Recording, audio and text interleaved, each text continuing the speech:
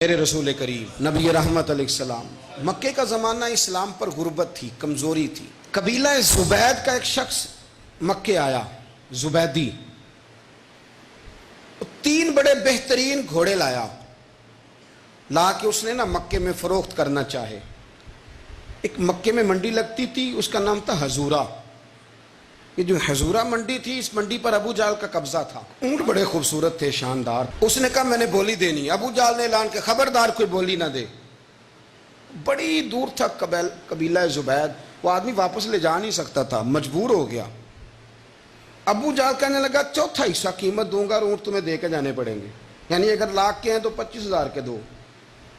بندہ بڑا پریشان ہوا، چودھریوں سے بات کی تو کہنے لگے بدماش بڑا ہے، ہم شریف لوگ ہیں، شریف اور بزدل میں شریف ضرور بنو پر بزدل نہ بنو۔ جی ہم جی شریف لوگ ہیں جی، وہ کیا مطلب؟ کوئی پاس نہ آیا۔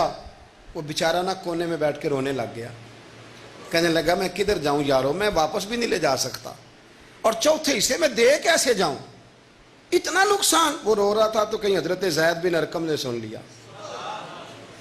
آپ فرمانے لگے کیوں روتا ہے؟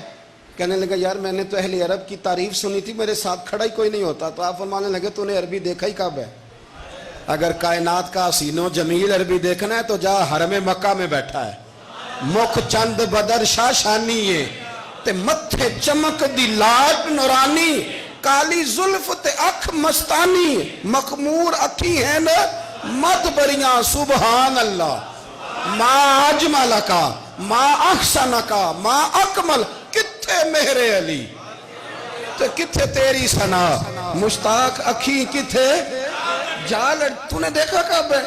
اگر عربی دیکھنا ہے نا تو وہ بیٹھا ہے، جا کے حرم میں ٹیک لگائے، مظلوموں کے والی، غریبوں کے ماوا، رسول رحمت، ایک سادی سی چادر اوڑے حضور بیٹھے تھے۔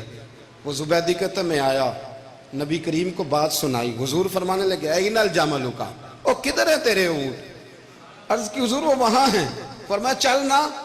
حضور کوئی بولی نہیں لگا رہا، کوئی خرید نہیں رہا۔ ابو جہل گھنٹا پڑا، اس کے ڈر سے سہم گئے۔ حضور فرمانے لگے چل نا، میں بولی لگاتا ہوں۔ اور دیکھو نرخ بازار محبت کا انوکھا ہو گیا، خود خریداروں میں شامل آ کے مولا ہو گیا۔ نبی کریم نے حضرت سعد بن ابی وقاص کو بلایا، حضرت عمر کو، حضرت ابو بکر کو، مدد کے لیے نہیں۔ حضور فرمانے لگے میری جیب میں پیسے تھوڑے ہیں، ظاہری طور پہ تھوڑے ہیں، ورنہ تو کائنات کے خزانوں کی کنجیاں حضور کے پاس ہیں۔ تھوڑے تھوڑے پیسے دو بھی بولی دینی ہے۔ سب سے پیسے لیے چلو بولی لگانے چلے۔ حضور آئے، اللہ اکبر، یہ میرے رسول کا طریقہ ہے۔ آؤ ذرا تھوڑی دیر کے لیے سوچیں۔ ابو جہل بیٹھا ہے بڑی مسند پہ، قربان جاؤں مدینے والے حبیب۔ وہ زبیدی کہتا اس کے کپڑے مہنگے تھے، حضور کے سادے تھے۔ اس نے بڑی پگڑی باندھی تھی، حضور کی سادی تھی۔ کہتے ہیں وہ آنکھیں اٹھا کے بات کرتا، مدینے والے نبی آنکھیں جھکا کے بات کرتے۔ وہ بولتا جاتا، حضور تھوڑے تھوڑے سادے سادے ٹھہر ٹھہر کے جملے بولتے۔ کہتے ہیں نبی کریم علیہ السلام اس کے ساتھ آ کے حضور بیٹھ گئے اور فرماتے ہیں میرے رسول کریم نے اپنا جبہ سیدھا کیا، پگڑی کو حضور نے سیدھا کیا اور فرمایا چل لگا بھائی بولی۔ ایک اس نے لفظ بولے، پھر حضرت ابو بکر نے بولی دی، پھر حضرت عمر نے دی، پھر سعد بن ابی وقاص نے دی، پھر زید بن ارقم نے دی، پھر رسول کریم نے دی۔ وہ کہتا ہے جتنے میں بیچنا چاہتا تھا نبی پاک نے ڈبل میں میرے اونٹ خریدے، ڈبل میں اونٹ خریدے میرے رسول۔ سلام اس پر کہ جس نے دشمنوں کو بھی قبائیں دی، سلام اس پر کہ جس نے گالیاں سن کر دعائیں دی۔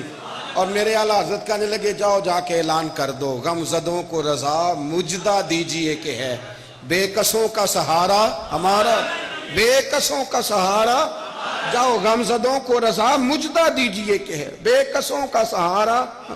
رسول کریم صلی اللہ علیہ وسلم نے خریدا مال، اور حضور سید عالم وہاں سے نکلے، اور نکلتے وقت حضور فرمانے لگے ابو جہل تیری آج شکایت آئی ہے، آج کے بعد نہ آئے۔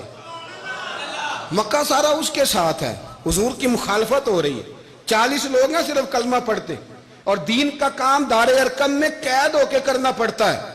لیکن جب ظالم کے خلاف نکلے ہیں تو پھر دار ارقم میں بند ہو کے نہیں، پھر میدان میں نکلے اور فرمایا آج کے بعد تیری شکایت نہ آئے۔ کہنے لگا جی بالکل نہیں آئے گی۔ میں آپ کو موقع نہیں دوں گا. حضور چلے گئے تو پیچھے سارے کافر اس کے گرد اکٹھے ہو گئے, کہنے لگے ہم پہ تو بڑا روب ڈالتا ہے, اب تجھے کیا ہوا, پانی پانی ہو گیا, تو کیا کون سا سانپ سونگ گیا, بولا ہی نہیں. کہنے لگا مجھے لات و منات کی قسم, جب مصطفیٰ کریم میرے پاس آئے تو ان کے ساتھ ایسی ایسی طاقتیں تھیں, نیزے تھے, برچیاں تھیں, بھالے تھے, مجھے لگتا تھا میں نے سی کی تو میرے ٹکڑے ٹکڑے کر دے. کہنے لگا جا پاگل ہو گیا, ان کے پاس تو چھڑی بھی کوئی نہیں تھی, وہ تو خالی ہاتھ ہیں, بکواس کرتا ہے, کچھ بھی نہیں تھا. کہنے لگا مانو نہ مانو, ان کے پاس بڑا کچھ تھا. اور اگلی بات جو اس نے کی وہ تاریخ میں محفوظ ہے, وہ تاریخ میں محفوظ ہے, وہ تاریخ میں محفوظ ہے, وہ تاریخ کا حصہ ہے. ابو جہل کہنے لگا اٹھتے ہی کہ مجھے لگتا ہے جب تک محمد ابن عبداللہ موجود ہیں یہ ہمیں ظلم نہیں کرنے دیں گے.